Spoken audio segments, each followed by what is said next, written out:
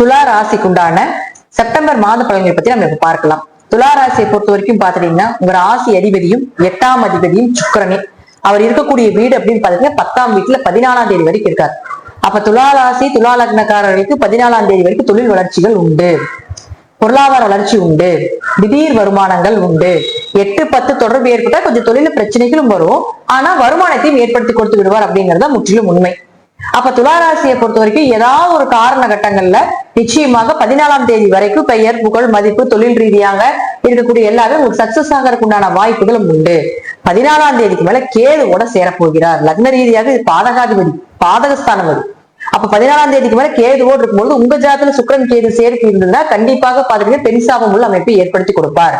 Maximum துலாம் ரிஷபம் இதெல்லாமே பெண் சாபம் பெற்ற ஒரு அமைப்பை நிச்சயமா கொடுக்கும். குடும்பத்துல பெண்களுடைய நிலைகள் அப்படிங்கிறது பாத்துட்டீங்கன்னா ஒரு மனக்கவலைகளோ ஒரு உடல் ரீதியாகவோ ஏதோ ஒரு விஷயத்துல இந்த ராசிகள் இருக்கக்கூடியவர்கள் அவங்க குடும்பத்தில் இருக்கக்கூடிய பெண்களுக்கும் ஓரளவுக்கு நன்மைகள் இல்லை அப்படிங்கறத முற்றிலும் உண்மை. அப்ப அந்த ராசி அதிபதி இயற்கையாகவே உங்க ஜாதகத்துல கேதுவோடு இருந்தா அக்யூரேட்டா 100% இந்த பலிதமாகும் பெண் சாப ஜாதகமே. அப்ப என்ன உங்களுக்கு பெண்களாக இருந்தால் ஆண்கள் ரீதியாக பிரச்சனைகளும், ஆண்களாக இருந்தால் பெண்கள் ரீதியான பிரச்சனைகளும் கண்டிப்பாக சந்திப்பீர்கள். அப்ப 14ஆம் தேதிக்குள்ள தொழில் ரீதியாக பொருளாதார ரீதியாக சிறப்பா வச்சுக்கோங்க. 14ஆம் தேதிக்கு மேல கேதுவோட சேரும் பொழுது கொஞ்சம் கவனமா இருந்துக்கோங்க. பணம் கொடுக்கல் வாங்கல், ஒரு லாபம் எதிர்பார்க்கறது, பெருசா புதுசா எதுவும் செய்யாம இருக்கிறது நல்லது.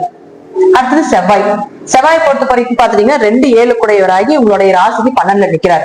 அப்ப 2 குடையர் 12ல போய் நின்னுச்சுன்னா கண்டிப்பா வருமானம் வரும், ஆனா விரயமாகும், ஏதாவது ஒரு விரயத்தை கொடுக்கும். அப்ப 7 குடையர் அவராகி 2ல இருக்கும் பொழுது 12ல இருக்கும் பொழுது உங்களுக்கு இந்த காலகட்டங்கள்ல கணவன் மனைவிக்கு ஒரு விரயத்தை ஏற்படுத்தி கொடுப்பார்.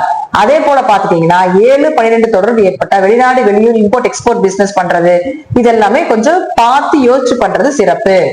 ஏன்னா 7 அப்படிங்கிறது பார்ட்னர்ஷிப் சொல்றது, கணவன் மனைவி உறவை சொல்றது, திருமணத்தை சொல்றது, பரிகாரமே 7ஆம் இடத்தை வச்சுதான் நம்ம எடுக்கணும். அப்ப அந்த 7ஆம் இடத்து அதிபதி உங்களுக்கு 12ல போய் நிற்கும் பொழுது கண்டிப்பாக இந்த காலகட்டத்துல ரொம்ப அலைச்சல் பயணங்கள் இதெல்லாம் இருக்கும். இதெல்லாம் கொஞ்சம் தவிர்த்துக் கொள்வது என்பது சிறப்பானதாக இருக்கும்.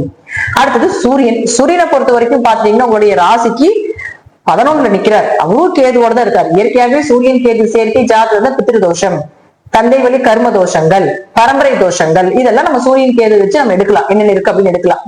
அப்போ அவர் 16ஆம் தேதி வரைக்கும் இங்கே பாதகஸ்தானத்துல கேதுவோட இருக்கிறார். அப்ப ஜாதகத்துல சூரியன் கேது இருந்தா இந்த காலகட்டங்களில் திதி தர்ப்பணங்கள் கொடுக்கறது, முன்னோர்களுக்கு திதி தர்ப்பணம் கொடுக்கறது இதெல்லாம் செய்து கொண்டால் சர்வ தோஷங்களும் நிவர்த்தி ஆகும். அது உங்களுக்கு டைம் 16ஆம் தேதி வரைக்கும் இருக்கு. அப்போ ஒருவேளை உங்க ஜாதகத்துல சூரியன் கேது சேர்க்கை இருந்து ரொம்ப கஷ்டப்பட்டு இருக்கிறீங்க, தந்தை மூலமாக பிரச்சனைகள் ஏற்பட்டு இருக்குது, ஒரு லாபங்கள் இல்லாம இருக்குது, தந்தையுடைய சொத்துக்கள் கிடைக்கல அப்படின்னு இருந்தீங்கனாலும் இந்த காலகட்டங்களில் குலதெய்வ வழிபாடு செய்யும் பொழுது இந்த தோஷங்கள் ஓரளவுக்கு நிவர்த்தி ஆகும். இது 16ஆம் தேதிக்கு மேல பாத்தீங்கன்னா 12ஆம் வீட்டுக்கு வந்துருவார். அப்ப லாபஸ்தானாதிபதி 12ஆம் வீட்டுக்கு வரும்பொழுது லாபமும் வரும், இங்க இருக்கிற ஓரளவுக்கு லாபமும் வரும், பின்னாடி விரயங்களும் உண்டு. அப்ப பணத்தை சம்பாதிக்கணும், ஓரளவுக்கு பெயர் புகழ் கிடைக்கணும் அப்படின்னா 14ஆம் தேதிக்கு முன்னாடி சேர்த்து வைத்துக் கொள்வது என்பது சிறப்பு. அதற்கு மேல பாத்தீங்கன்னா கொஞ்சம் விரயத்தை ஏற்படுத்தி கொடுப்பார். அதனால துளாராசி துலா லக்னக்காரங்கள் கொஞ்சம் விரயம் அப்படிங்கிறத முன்னாடியே பணம் நம்ம பின்னாடி விரயம் ஆக போகுது அப்படின்னு தெரிஞ்சு கொஞ்சம் முன்னாடியே சேஃப்டி பண்ணி வைத்துக் கொள்வது என்பது சிறப்பு. அடுத்தது பாத்தீங்கன்னா சனி வக்ரத்துல இருக்கார். ஜாதகத்துல சனி வக்ரமாக இருந்தால் ஓரளவுக்கு நற்பலன்களே. சனி யாரு உங்க ஜாதகத்துக்கு 4-5 குடையவர். அப்ப 4-5ஆம் அதிபதியான சனி பகவான் 6ஆம் வீட்டில் இருக்கும்போது ஓரளவுக்கு நன்மைகளை நிச்சயமாக கொடுத்தே தீர்வார். வீடு மனை சொத்துக்கள், வண்டி வாகன யோகங்கள், கடன் அடைக்கிறது இதெல்லாம் நிச்சயமா ஏற்படும். ஒருவேளை சனி வக்கரமாக இல்லை என்றால் இதுல கொஞ்சம் கவனமா இருந்துக்கோங்க. ஒரு இடமாற்றம் பண்றதா இருந்தாலும் சரி, சொத்து மாற்றம் பண்றீங்க, வீடு மனைகள் ஏதாவது வாங்க வேண்டிய சூழ்நிலைகள் இருக்கு. ஏன்னா ஒரு சிலர் யோசிப்பாங்க விரயமானு சொல்றாங்க, நம்ம ஒரு சொத்துக்கு ஏதாவது வாங்கி போடலாமான்னு யோசிப்பாங்க. அப்ப அந்த யோகம் இருந்தால் மட்டும் வாங்குங்க, இல்லைன்னா அது ஏமாற்றத்துக்கு உண்டான வாய்ப்புகளை ஏற்படுத்தி கொடுக்கும். அடுத்தது பாருங்க, உங்களுக்கு உங்களுடைய ஜாதகத்துல புதன் அப்படின்னு சொல்லக்கூடியவர் இயற்கையாகவே அவரும் கேதுவோடவே நிக்கிறார். அவர் யாரு 9-12ஆம் அதிபதி, அவரும் 15ஆம் தேதி வரைக்கும் இங்கதான் நிக்கிறார். அப்போ துளாராசிக்கு முழுக்க லாபம் வருவதற்கு கொஞ்சம் தடை வந்தாலும் அது விரயமாகும் அப்படிங்கறது காட்டுது.